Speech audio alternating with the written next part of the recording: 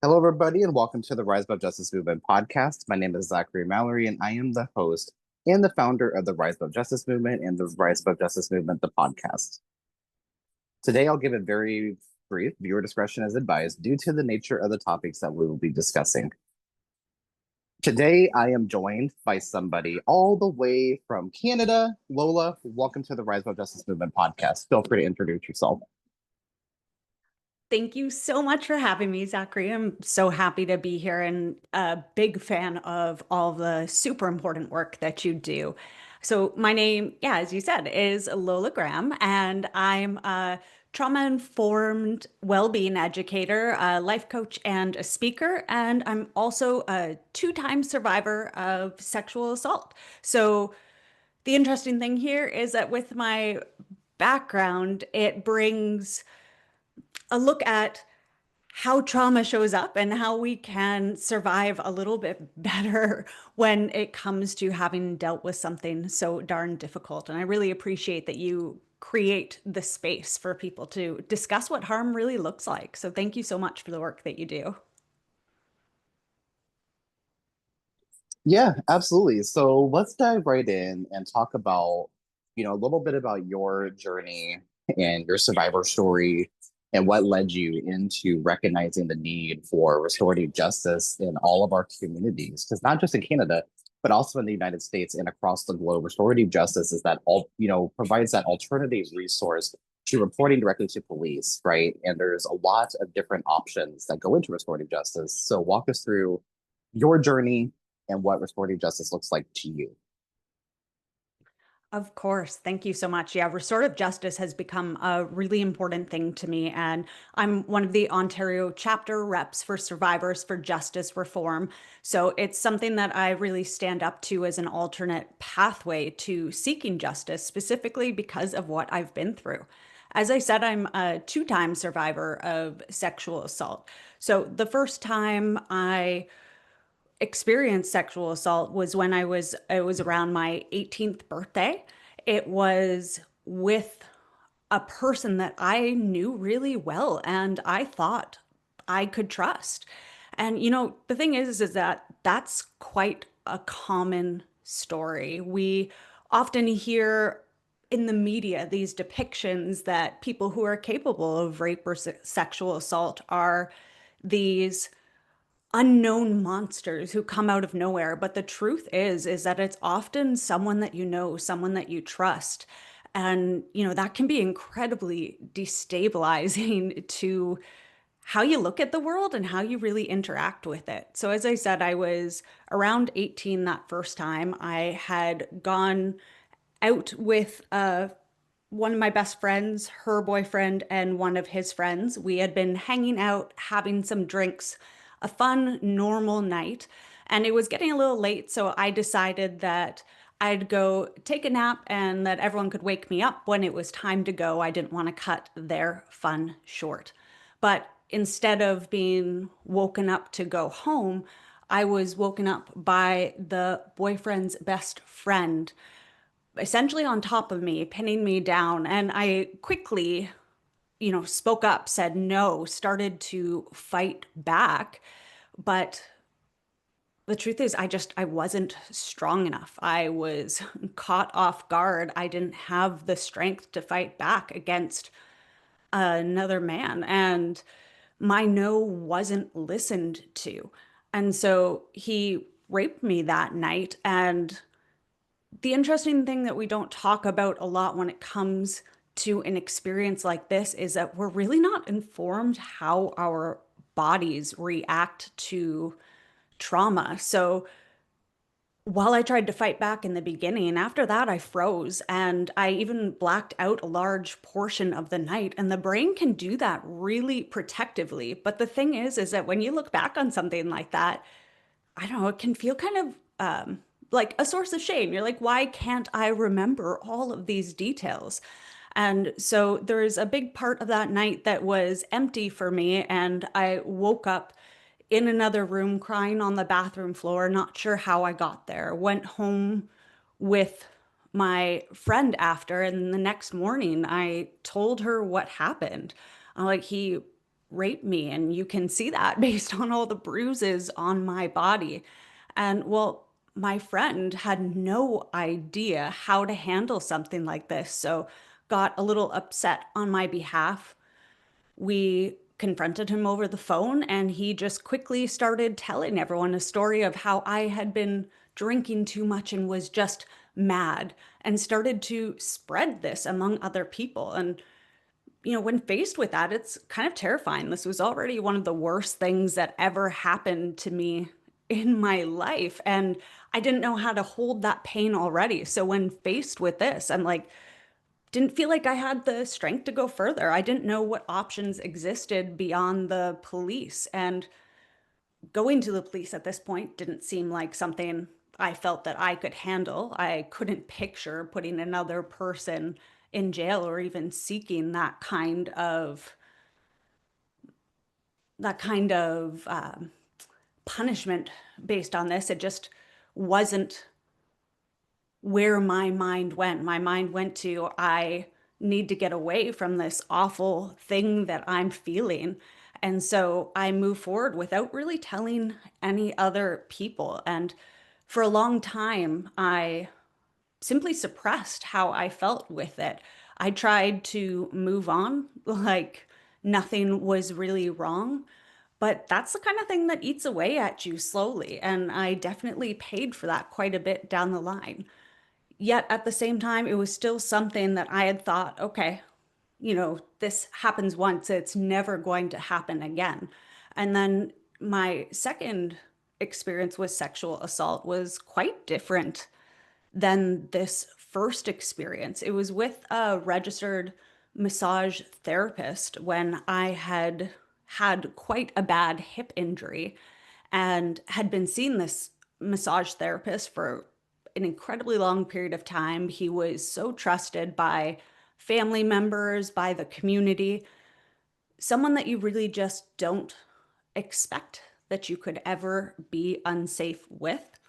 And he essentially manipulated me, continuing to tell me that I was never going to get better from the serious damage that I had done to myself unless he was able to do certain types of treatments with me. And so slowly abused his position of power to take advantage of me. And one day I got a call from a good friend who had also been seeing this massage therapist and who was like, look, this massage therapist sexually assaulted me and told me what happened. And while her story was very different than my own, all of a sudden, this really broke down the floodgates for me. It helped me recognize what it was that I had gone through, how I had been manipulated, taken advantage of. And it brought to mind really quickly, oh my goodness, all of these other people who I had referred him to. And so, out of fear for the other women that I knew that would see him, I started to contact some of them just to say, hey, look, it's not safe to work with this person. And I ended up hearing several more stories of abuse, of women who felt ashamed at what had happened to them too. So that first person decided to go to the police to report. And after she had reported, the police put out a call in the newspaper saying, if anyone else has had anything that happened, please come forward. And so at this point, I had reported to the College of Massage Therapy of Ontario, like the regulating board. But when this call came out from the police, I decided, okay, I've got to go show up for this too.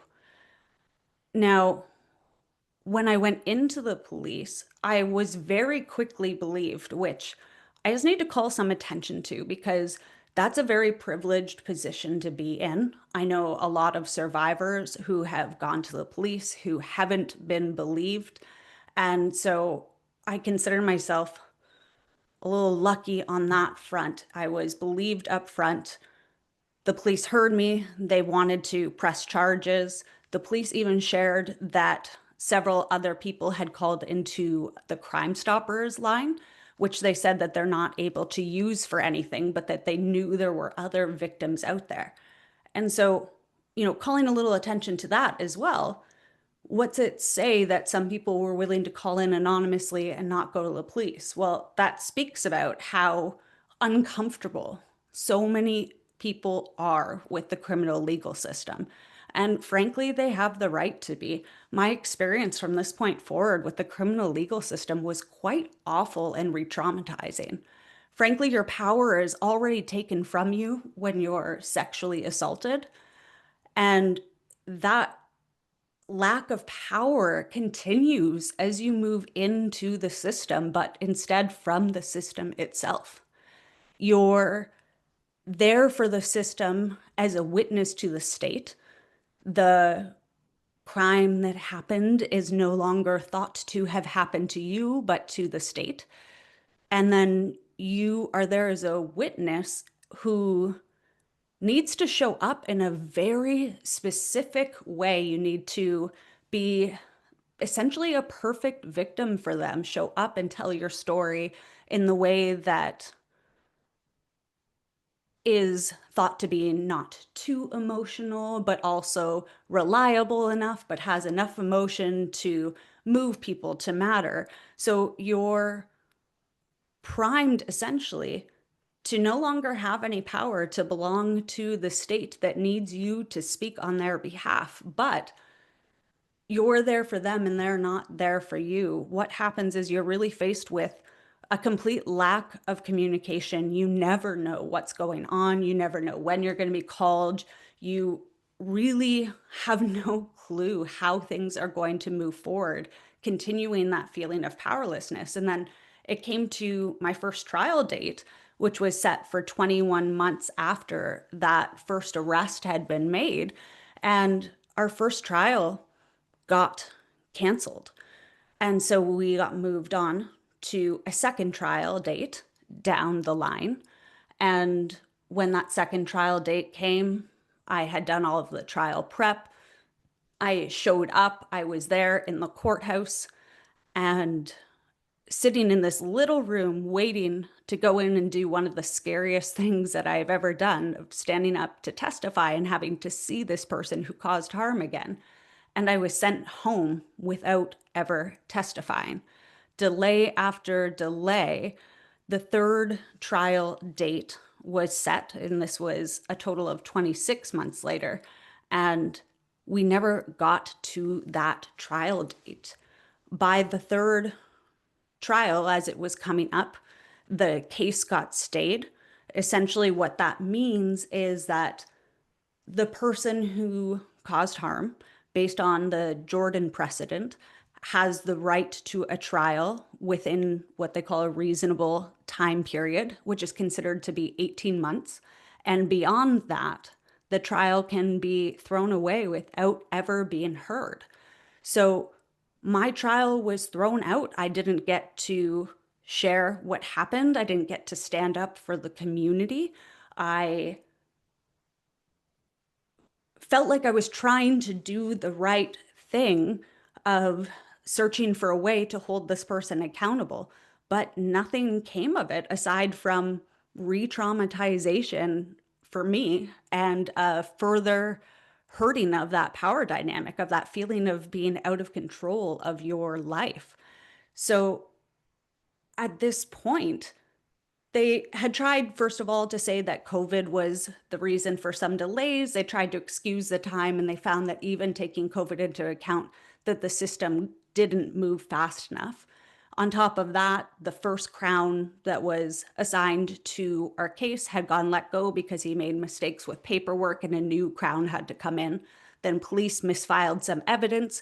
So essentially, in the end, there was just too much wrong for the case to be able to move forward. So we're creating this narrative that the only reasonable thing to do is to report after you've been assaulted. And yet the cases aren't being prioritized in a way that even gets them heard. And so the bottom line is that about only 6% of people actually report. And I've been in that non-reporting category as well.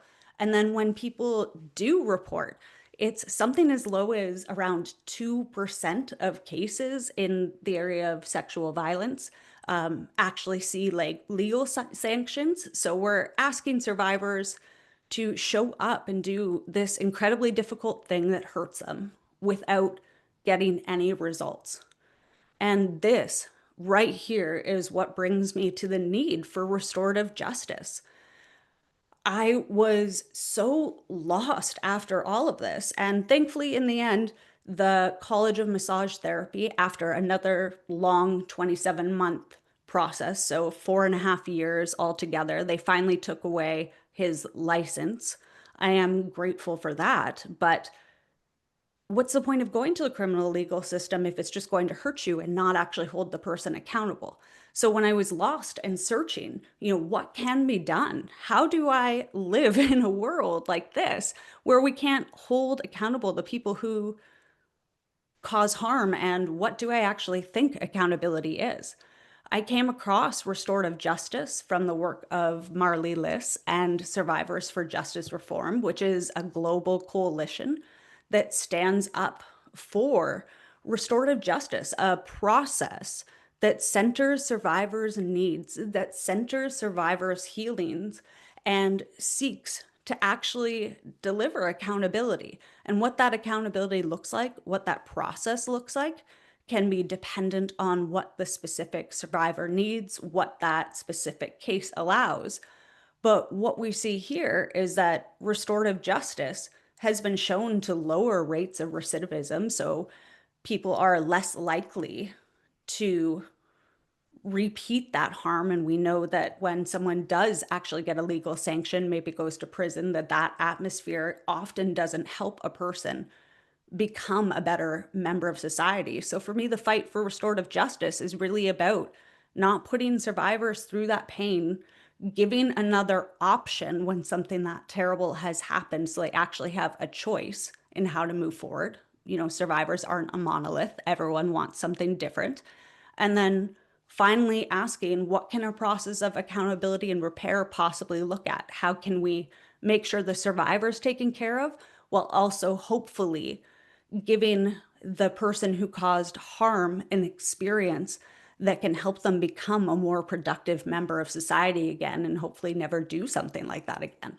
So, restorative justice has been a light for me. It's given me a pathway to actually understand that bad things can happen, but there are pathways that can actually deal with that harm. And when we understand them, we have a choice of how we want to move forward, a choice of the world we want to create, a choice of how we help people continue to be productive members of the society, and how we help those who have experienced harm actually get better and actually heal. Absolutely, because we know that healing is not linear, it is complex. So I would love for you to kind of jump in and talk about what healing has looked like for you. Obviously, being a part of Survivors for Justice Reform is a part of that healing, but what else has been a part of your healing journey for you, and what does it look like for you? Yeah, absolutely. That's a really great question. Thank you. Healing, I think it's important to understand that it's a complex thing that doesn't get solved overnight. Like, we're not looking at a linear process here that everyone can walk through exactly the same way as everyone else. So, we need to be a little flexible when we consider healing. One of the reasons why restorative justice and advocacy has been such a big part of my life is that with a pathway of advocacy, what you do is you not only regain some control in your life, but you also get to put the feeling of hopelessness to the side. You can look at the fact that your relationship with the world and with how you see society has been a little bit broken, that you're not okay with how things are, but that's not the end of the line. So when you're stuck in that point of healing, when you're mad at what has happened, when you're grieving everything you've lost, you really need to find that way to rebuild a relationship with the world. And for me, advocacy has given me that solid ground to stand on because I can see solid hope for a different future. So that relationship with the world is one big part of it. And then outside of that, it really comes down to two, how do you rebuild a relationship with yourself?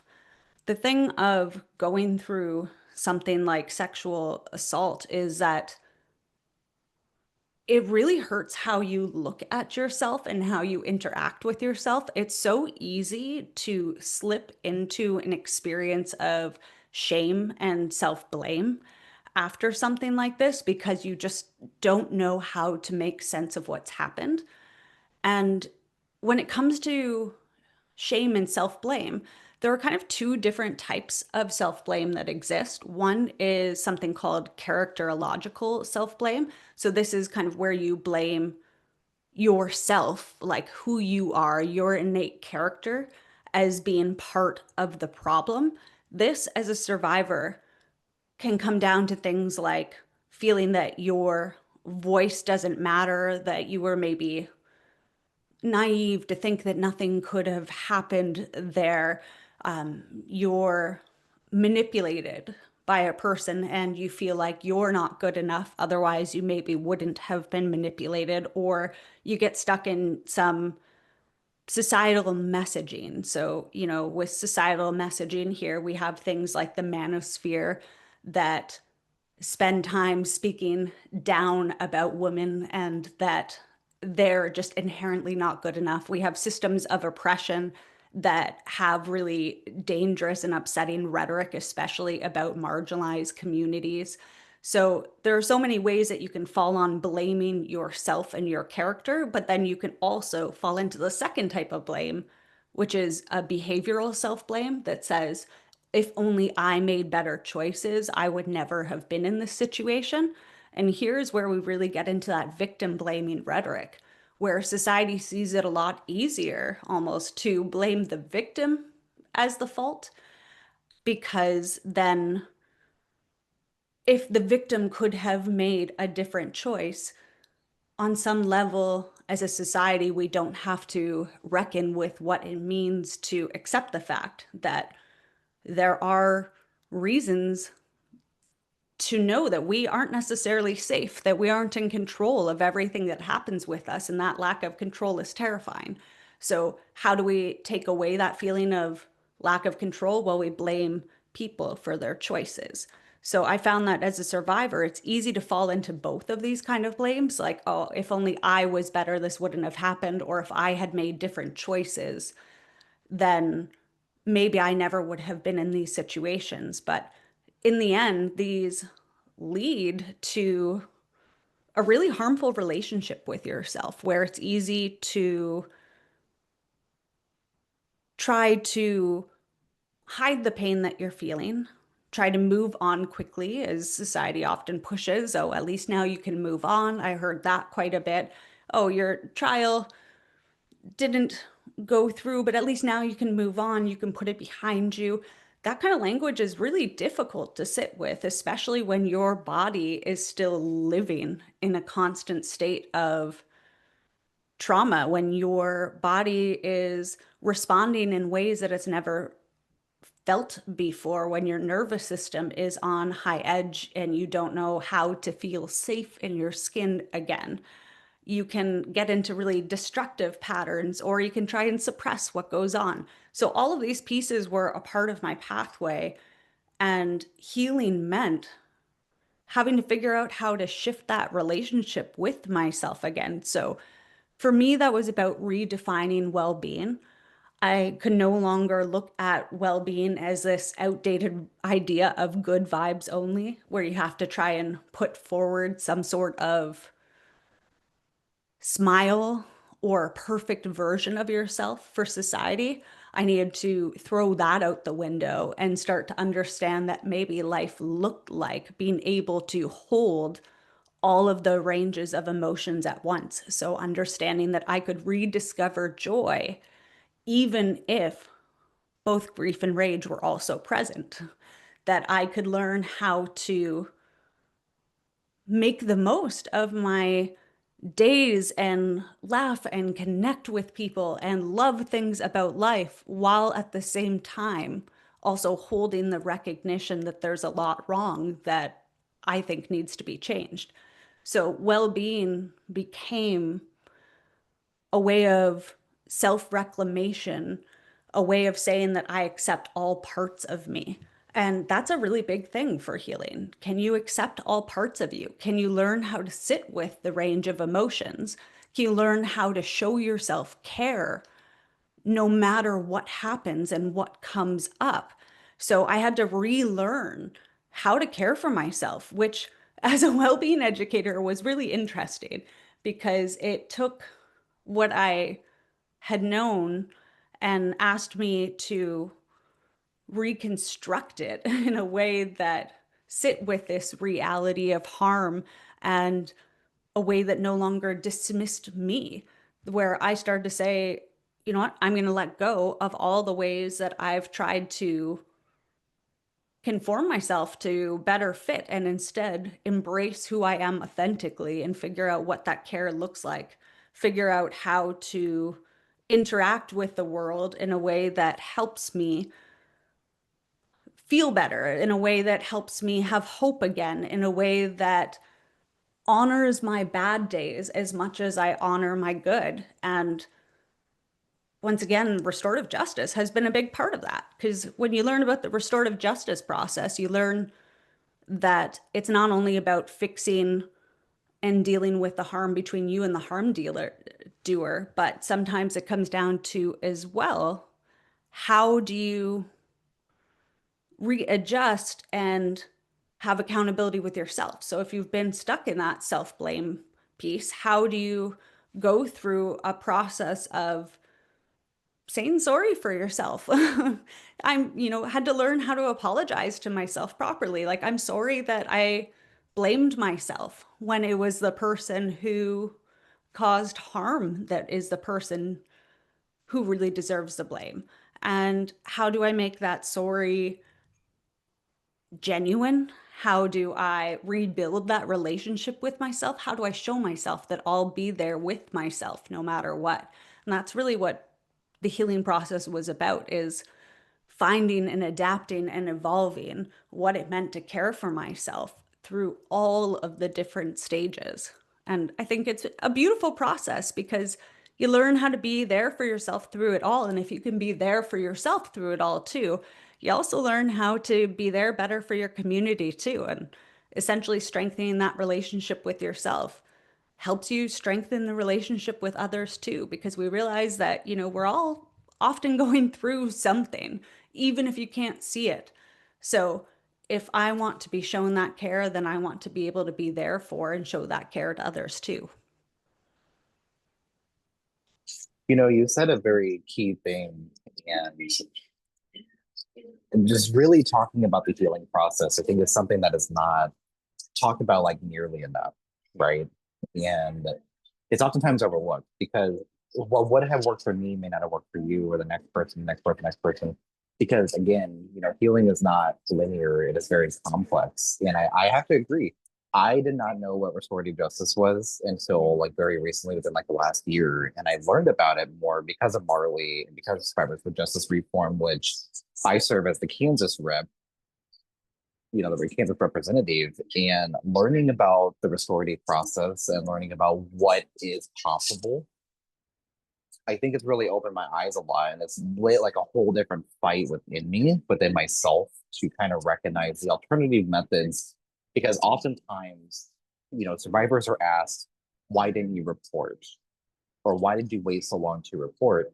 And we need to shift that narrative and shift that question of asking why, and start asking who made it difficult for you to report.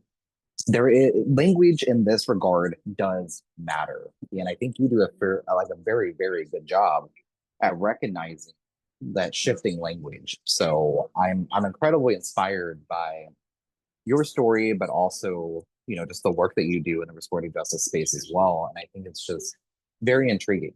Now, thinking about that, being in Canada, looking at the United States, what do you see right now?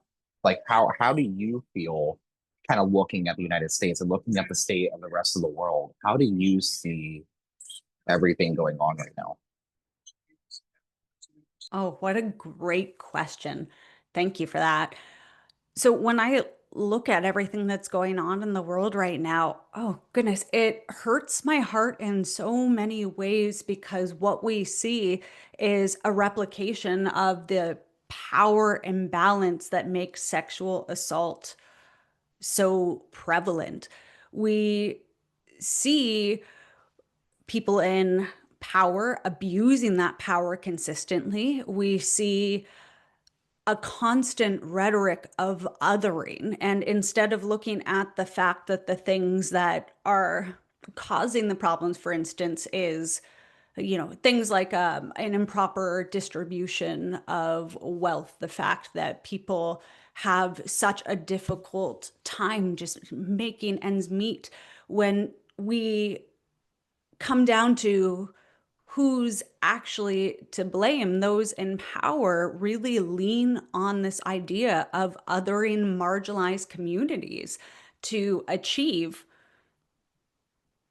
being able to stay in power, to achieve being able to continue with these imbalances, with these systems of harm that support the few while hurting the generalized population. And what happens is that not only is this incredibly, incredibly harmful and alarming for the marginalized communities who are being attacked, for example, right now, immigrants and the trans community, when we listen to that language of othering, what happens is that it teaches us that who we are and how we show up in the world is at risk of getting us thrown out or demonized by society.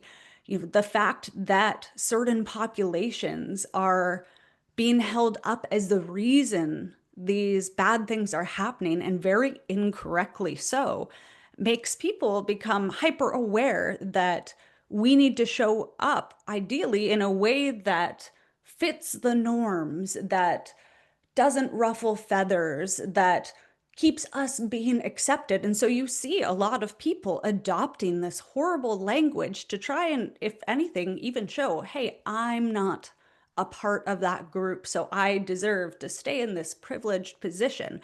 That's such a toxic attitude that really teaches us all to hide the things that we're ashamed of, to not seek the healing that we need. And it really causes us to throw away the basic empathy and recognition of common humanity that would allow for a better world to be created. So when I see what's going on right now, it hurts my heart in many ways to know, first of all, what those in the marginalized communities are having to deal with when it comes to hearing themselves put down on a regular basis with that, especially when you think of it like the trans community, especially. I think that it's so darn beautiful that someone can stand up and say that this is who I am and I want to be accepted for my authentic self. Yes, we need more of that in this world. That's what healing looks like. To be able to say that this is who I am and who I am isn't dependent on a norm or on what society says in this certain way, and instead is an authentic reflection of who I am, and I'm going to let that shine. That's gorgeous. We need more of that. But so we see people constantly getting stuck in these harmful systems of hate. And then at the same time, we see other communities coming together consistently to fight for a better way. And that's where there's hope. If you can find even one area of advocacy to involve yourself in, that's how we build a better world. We can't sit back and let this happen. And, part of that starts with healing ourselves too, because we need to be able to learn how to hold empathy for ourselves and others. That requires emotional and mental health and well being. That requires us to be mindful about how we're showing up, how we're influencing others. So, on one hand, there's a lot of hope in the way that people are coming together to care for themselves and each other. We can continue, I think, to garner a lot of strength if we're not willing to give up. And just like Survivors for Justice Reform has given me something huge to stand up for, it also reminds me, okay, if I'm here doing this work, standing up for justice reform, standing up against things like gender-based violence, I also know that other people are doing important work in the many other areas of advocacy that's needed. And so that just gives me a lot of hope. So we can't take the change on ourselves for every aspect of the world. I think we can do our best to live responsibly, to be allies to different communities, to show up in ways that helps to create the kind of world that we want to live in. But we can look at and say, where do we have capacity? What do we care about deeply? What do we want to get involved in? And if we all work together to do our part, I think that there's a lot of hope for the future. And we saw that last night with some of the elections too. Yeah, absolutely. And I mentioned to you before we started recording that I have a lot of friends that won their elections across the country last night. And these are people that I have talked to. They know my story, they know my journey, they know about my mom and her cancer journey. And they're going to take that energy to the city halls, to the state capitals. They're going to take that energy to their mayor's offices. And, I want to give a big shout out to Zohran Mamdani for winning in New York City last night. Yes, I get emotional because that's a big, big sign that change is possible. And he defeated somebody who was found credibly for sexually harassing 13 women. Andrew Cuomo is a serial predator, and he is going back to New Jersey now. A rumor has it, moving to Florida. Hasta la vista is all I got to say, because New York City turned the fuck out last night and yesterday and broke records, broke history. So, do I feel a sense of optimism? Yes, I do. I feel that people like my mom will be represented. I feel that people in my community, as survivors, as LGBTQ, as disabled, will be represented very, very well. So again, congratulations to Zohran Mamdani and all of my friends across the country who won their elections last night, because this is the momentum that we need to build on. And this is what courage looks like. It's not an easy job to run for office, but I strongly encourage anybody, if you want to run for office, I can help. I am willing to help. I am willing to donate my time to get you across that finish line. And Lola, thank you so much for coming on the podcast today. I am so excited to continue learning more about you, learning more about the work that you do. And, I am so excited to continue collaborating in the restorative justice space with Marley and Survivors for Justice Reform, and just being the vocal voice that you are is so incredibly healing, not only to me, but also to everybody around you. And is there anything else you wanted to share with the audience today, or any like words of advice, or, how can people find you on social media and uplift your work as well? Yeah, thank you so much. And I just want to echo what you said too about how amazing these political wins have been. And I want to thank you as well for continuing to strengthen so many of these voices. The space that you create is so healing, so important. And I think that the more that we're willing to speak about these sources of harm out loud, the more that we have the courage and power to stand up against them. And so, what I would say to everyone is to remember that there is hope, that it is absolutely okay if you aren't feeling great right now.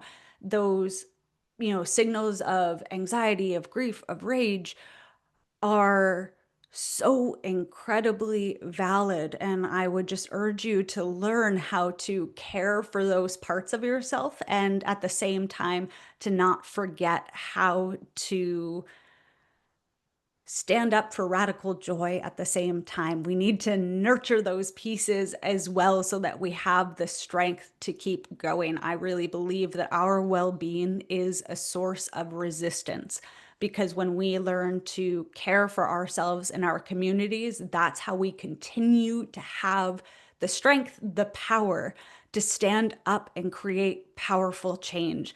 With all of the wins that we saw yesterday, that really only happens when we're able to take care of each other and support this work being done. So, pause and ask yourself, how can I best support myself? How can I best show myself the care that I deserve? Because you do deserve care. You are worthy, you are enough. And whatever has happened, if it is something like sexual assault, it surely was not your fault and you deserve care.